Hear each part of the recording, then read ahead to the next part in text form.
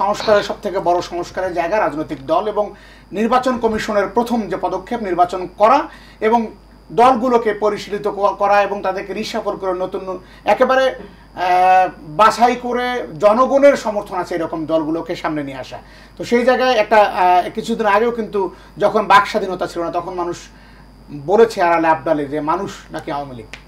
তো সেই দলকে বাঁচিয়ে রাখার যে আসলে প্রচেষ্টা চলছে এটিও একটি সংস্কারের অংশ।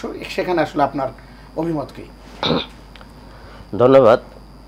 সেই সাথে দুইজন সহালোচক সহ যারা শুনছেন সবাইকে শুভেচ্ছা জানাচ্ছি।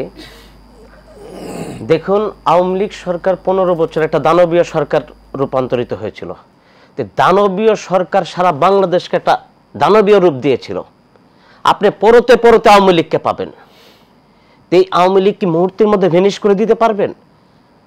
যদি ভেনিশ না করতে পারেন তাহলে তাকে তো সাথে নিয়ে আপনাকে চলতে হবে। আমরা প্রথমেই বলেছিলাম যে যারা অন্যায় করেছে তাদের বিচার হবে, তাদের শাস্তি হবে। যে অন্যায় করা নাই তার কি হবে? আপনি সারা বাংলাদেশের মানুষ অন্যায় করে না এটা আইডেন্টিফাই কিভাবে করবেন? আপনি অসংখ্য প্রমাণ আছে। আপনাকে বলি কি, ফেসবুক বন্ধ, ইন্টারনেট বন্ধ, কোনো যোগাযোগ ছিল না, তার সাথে যারা সংশ্লিষ্ট তাকে আপনি ধরবেন। আমি বলি তার সাথে যারা সংশ্লিষ্ট তাদেরকে আপনি ধরবেন, তাদের বিচার করবেন। এই নিয়ে কোনো কারো আক্ষেপ নেই। কিন্তু আওয়ামী লীগ তো একটা বিশাল রাজনৈতিক দল। আপনার মুক্তিযুদ্ধে তাদের অবদান আছে। মানে এই 24-এর বিপ্লবে আওয়ামী লীগের অনেক নেতাকর্মী ছাত্রদের বিরুদ্ধে নামেনি, এটা বলতে যাচ্ছেন আপনি? তাদের লক্ষ লক্ষ অনুসারী আছে যারা এই বৈষম্য বিরোধী আন্দোলনের পক্ষে ছিল।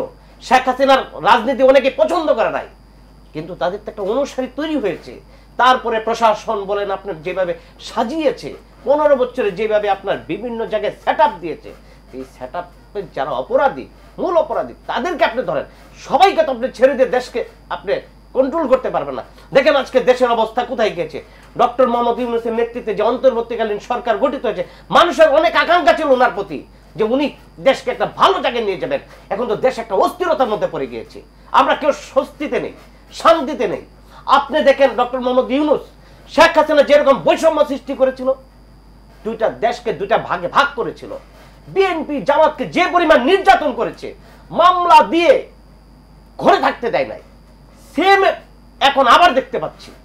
কেমন ডক্টর ইউনূস দেশকে দুইটা ভাগে ভাগ করে দিয়েছে। একটা হলো আপনার বলতেছে যে ফ্যাসিস্টের দূষর সহ ফ্যাসিস্ট, আর একটা হলো ফ্যাসিস্টের বিরুদ্ধে যারা ছিল তারা। এইভাবে একটা ভাগ করে উনি ঐক্যমত কমিশন গঠন করে দিলেন যে সবাইকে নিয়ে একটা ঐক্য করবেন। ঐক্যের জায়গায় ডক্টর মোহাম্মদ ইউনূস একটা অনৈক্য সৃষ্টি করে দিয়েছেন। আপনি দেখেন উনি এই সংস্কার করছেন, সংস্কারের নামে উনি অনৈক্য সৃষ্টি কিভাবে করলেন। উনি দেখেন আপনার কতগুলি রাজনৈতিক দলকে সংস্কারের জন্য ডাকলেন। তা আপনি অনেক দলকে ডাকেনি নাই। এই যে যাদেরকে ডাকলেন তার অনেক দল আছে তাদের কোনো অস্তিত্ব নাই। অস্তিত্বহীন দল নিয়ে আপনার আপনি সংস্কার করলে সেই সংস্কার টিকবে? এবং দেখেন যে সংস্কারগুলি করতে চাচ্ছেন, অনেক সংস্কারের প্রয়োজনীয়তা এই মুহূর্তে আছে কিনা, দেশ যে রসাতলে যাচ্ছে সেটা উনি চিন্তা করছেন। এই সংস্কারের প্রয়োজনীয়তা আছে। এই মুহূর্তে আপনার বাংলাদেশের নাম পরিবর্তনের কোনো দরকার আছে? জনগণতান্ত্রিক বাংলাদেশ। আমরা 53 বছর ধরে গণপ্রজাতন্ত্রী বাংলাদেশ শুনে অভ্যস্ত হয়েছি। এটা কি বেনিফিট আমাকে দিবে? নাগরিকতন্ত্র যদি আমরা বলি কি বেনিফিট আমাকে দিবে? আপনি দেখেন আমরা বলতেছি যে উনি বলতেছে যে 71-এর সাথে 24-এর তুলনা হয়। 71 হয়েছিল আপনার মুক্তিযুদ্ধ সংগঠিত ছিল 9 মাস, 30 লক্ষ মানুষ শহীদ হয়েছে, 2 লক্ষ মা বোন তার ইজ্জত হারিয়েছে। আর 24 কোথায়? আমরা ওখানে মুক্তির জন্য আমরা মুক্তিযুদ্ধ করেছি, আর এখানে কোটা আন্দোলনের আপনার জন্য আন্দোলন হয়েছিল, তারপরে এক দফা হয়েছে। প্রথমে তো আপনার এক দফাও ছিল না।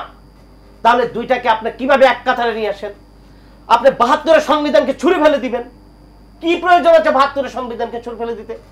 সংবিধান তো মানুষের কল্যাণে, সংবিধান চেঞ্জ করতে পারেন, আপনি পরিবর্তন করতে পারেন, কিন্তু একটা মূল সংবিধানকে আপনি ফেলে দিবেন। কি ঘটে গিয়েছে?